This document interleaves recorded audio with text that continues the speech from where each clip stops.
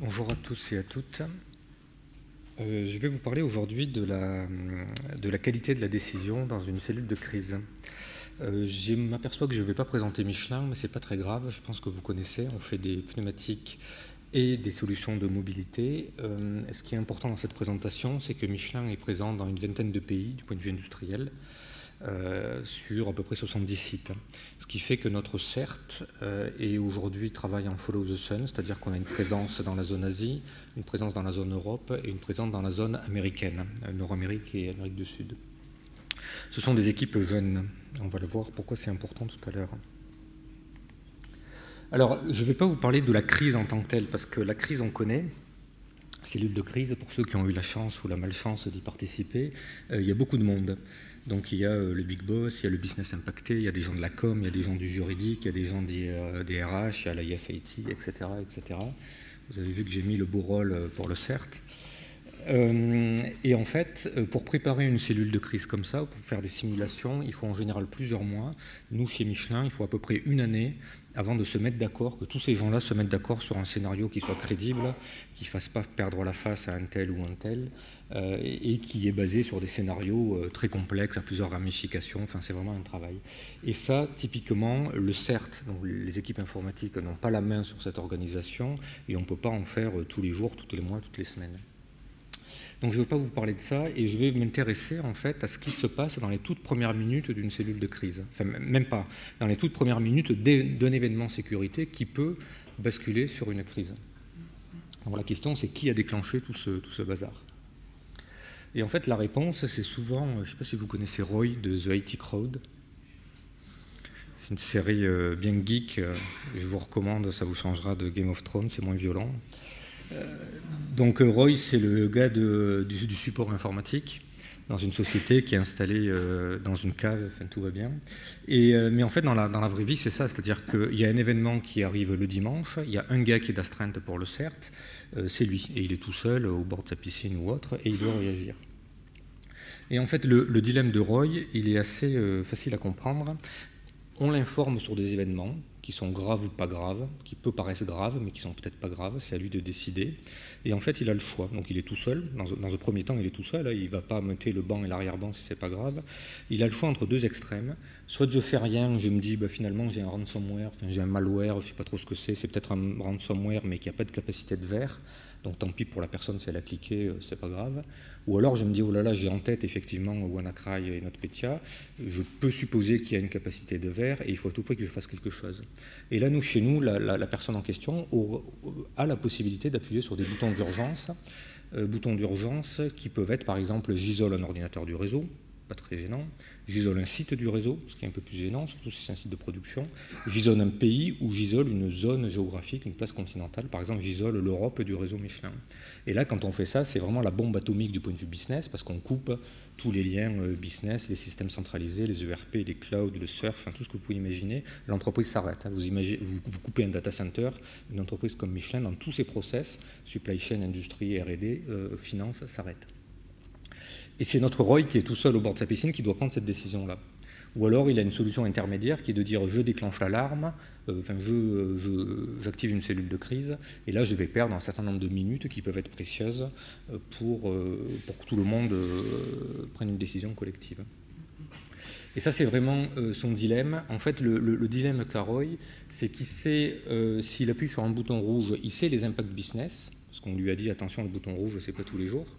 Tu devras rendre des comptes et expliquer pourquoi. Et au passage, c'est Roy qui a la délégation de l'entreprise pour appuyer sur ce bouton.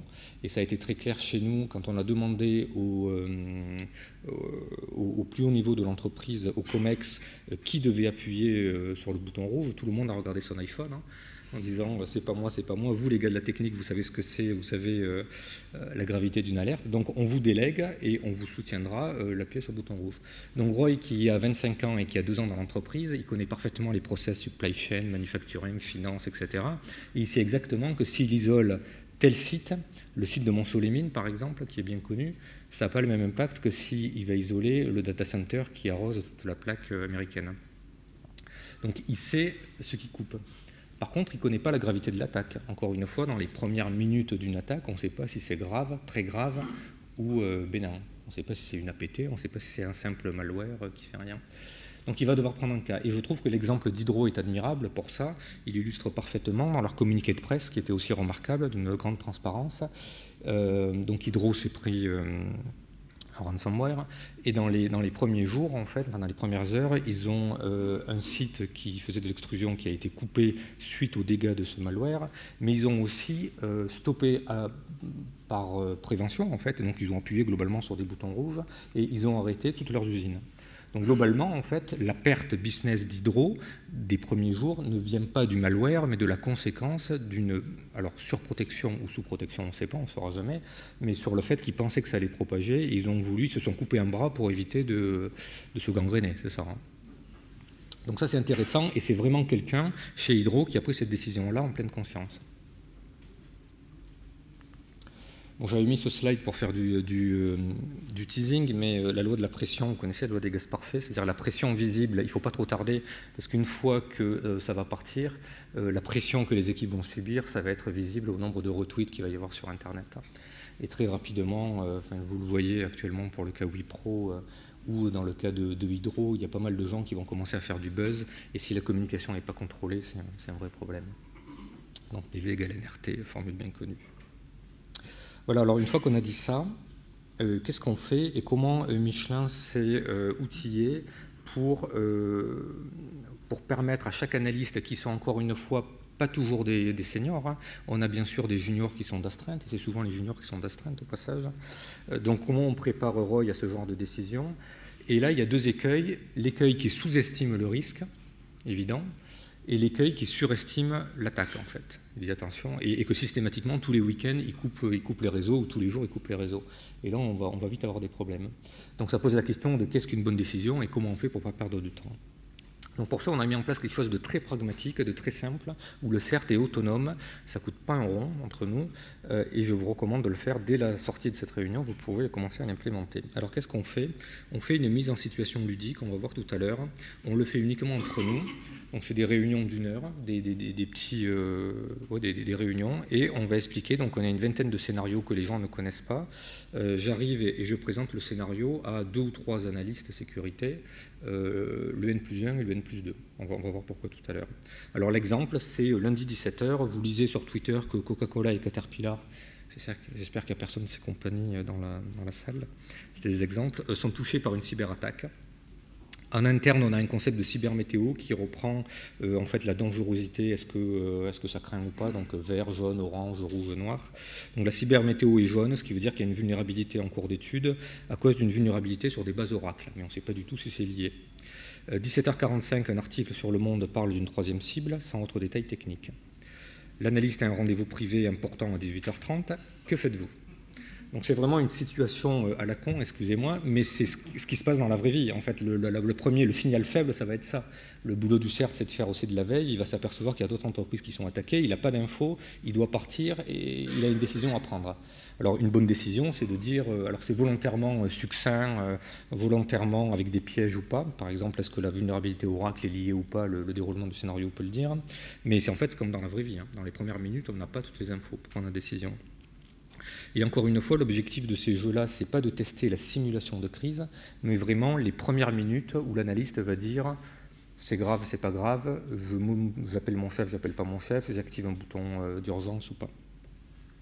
Une réponse, là, ça pourrait très bien être de dire on est en follow the sun, je plie les bagages vers mon rendez-vous et je passe le bébé à l'équipe d'après en leur demandant de superviser, ce qui peut être une bonne réponse. Hein.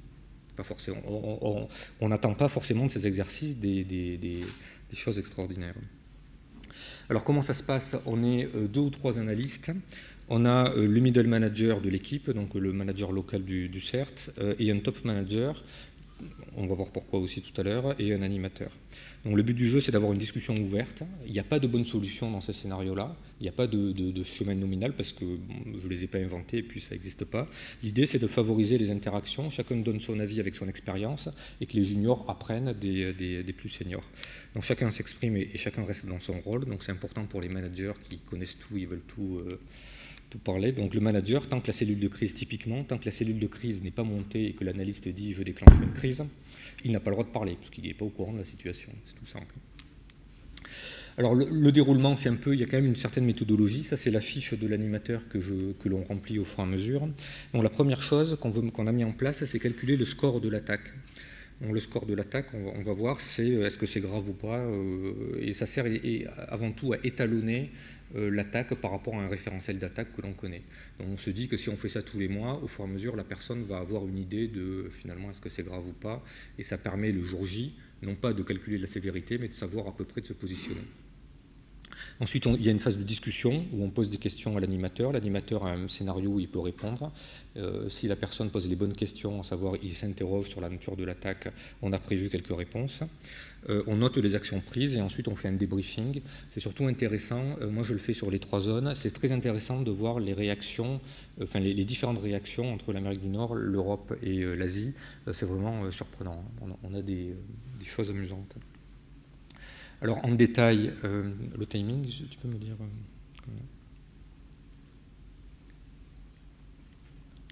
Alors en détail, on commence par le calibrage, étalonnage, score, sévérité. Ça veut dire qu'une fois le scénario donné, je leur donne alors c'est grave ou pas.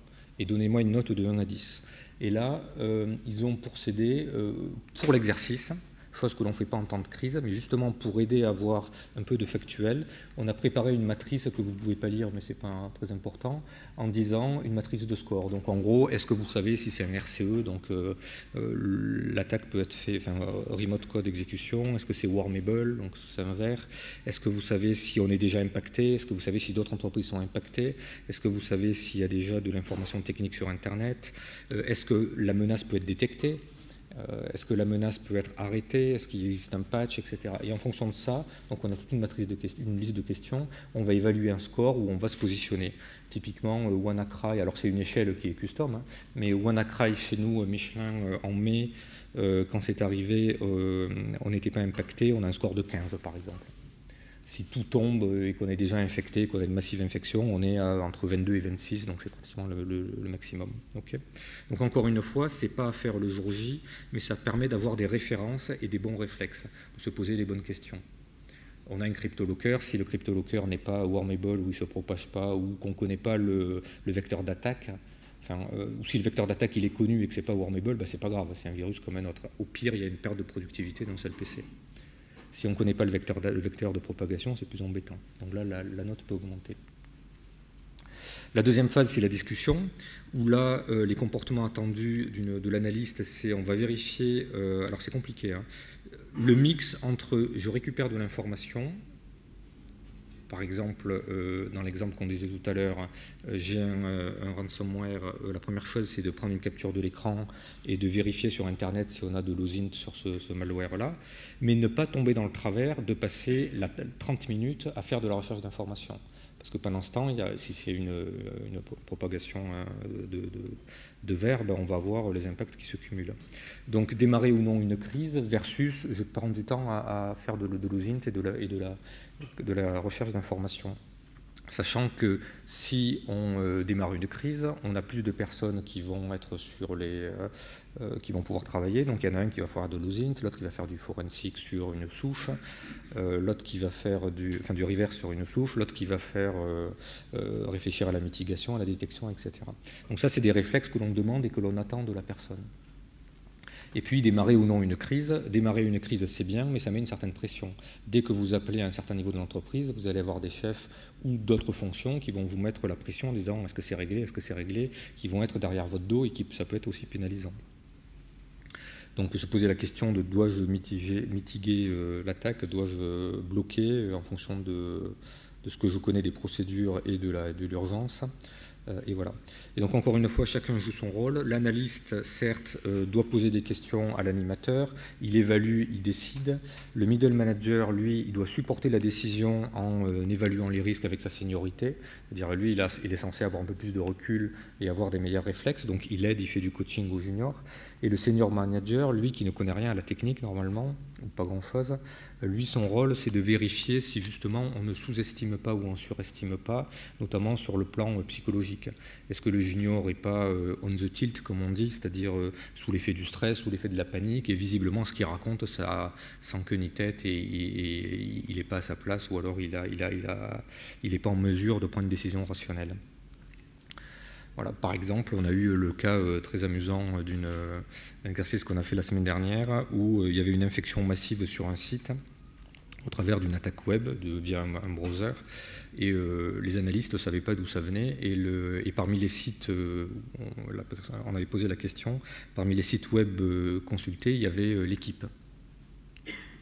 Et le manager français, le senior manager français, il a dit « Est-ce qu'en ce moment, il y a un match important dans la ville ?» Et la réponse était « oui », et donc le site de l'équipe était infecté, etc.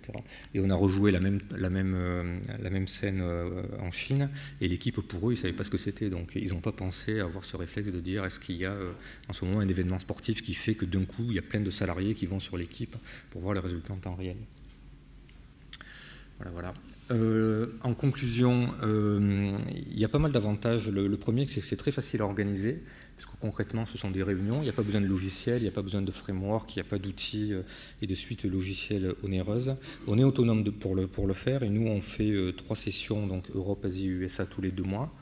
Ce qui permet de maintenir le rythme. Encore une fois, c'est peu coûteux en temps, en énergie, et les équipes apprécient énormément parce que ça les fait grandir. Il n'y a pas, encore une fois, il n'y a pas de bonne et de mauvaise réponse. Globalement, sur les 3 zones, on a à chaque fois des scénarios et des déroulements différents. On arrive peu ou prou au même résultat, mais avec des chemins différents, et c'est bien. Ça favorise l'échange d'idées et de solutions dans une situation inconnue.